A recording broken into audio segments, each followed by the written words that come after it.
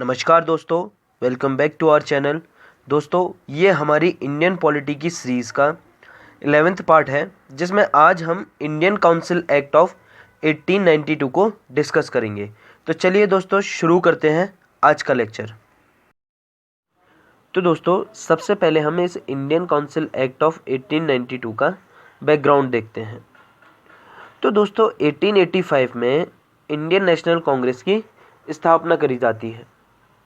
दोस्तों, यहाँ से इंडिया में नेशनलिज्म की भावना ज़्यादा होने लग गई।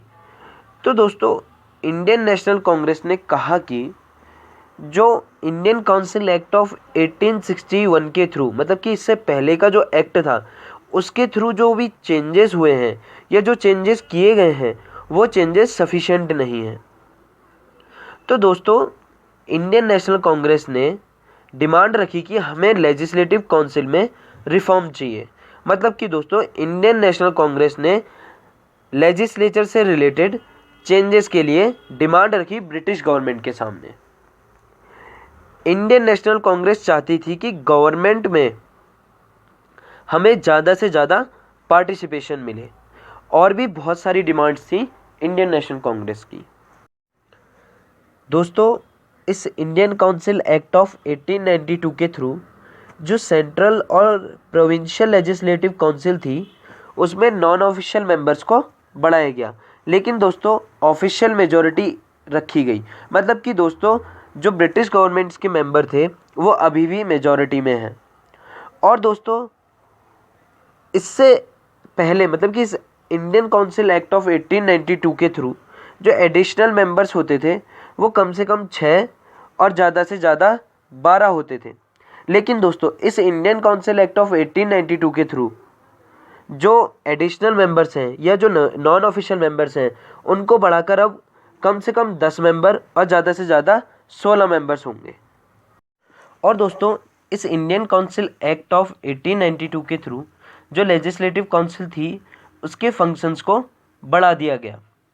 और दोस्तों, इस एक्ट के थ्रू बजट को डिस्कस करने की पावर दी गई।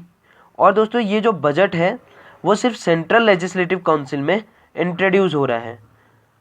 और दोस्तों, जो प्रोविंशियल लेजिस्लेटिव काउंसिल है इन्हें अभी भी बजट को इंट्रोड्यूस करने की पावर नहीं मिली।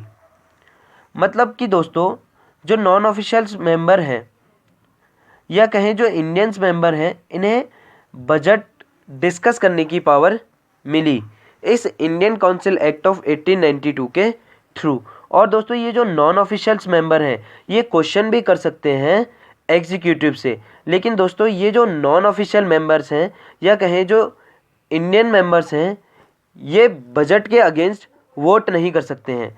बजट के अगेंस्ट वोट करने की पावर इनको अभी भी नहीं मिली।